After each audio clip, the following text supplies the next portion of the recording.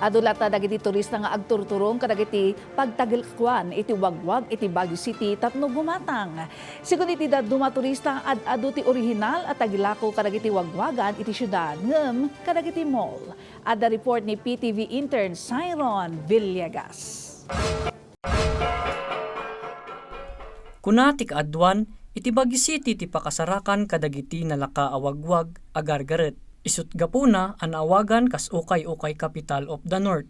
Pasiten ti kultura dagiti umili iti Baguio City ti ukay-ukay no sa dino daytoy metten ti maysa a kangurnaan a daydaywen dagiti turista.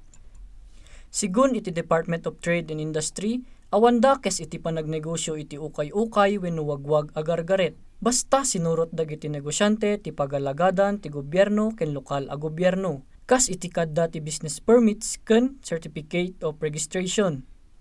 Actually, lahat naman ng klase ng business, kagaya ng ukay-ukay, is considered legal pag meron silang business permit, di ba?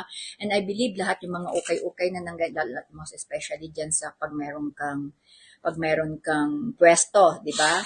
Pag meron kang pwesto, nire-require talaga ng City of Baguio to have a business permit. Ni Giselle, may nga ukay-ukay vendor, sigsiguraduan na nga adan iti umno a papeles para iti legal a panagnegosyo.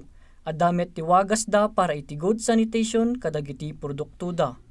Bago po kasi nilalagay dito sa display ganyan, ina-alcoholan po namin yan, dinidisinfect po yan.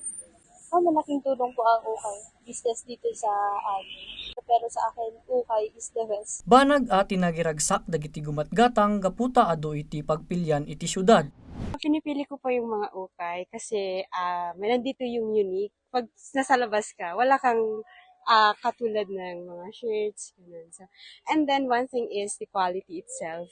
Ita apanawon, nalataklat ta dagiti ukay-ukay centers iti Baguio City. Ado dagiti gumatgatang. Maipalagip nga iti sidong ti RA 4653, maiparit ti panakailako ken importasyon dagiti wagwag agargaret iti Pilipinas. Itinagan da Mikey Valverde ken Jasmine Brillantes, Siron Villegas para iti Pambansang TV, iti Baro, Pilipinas.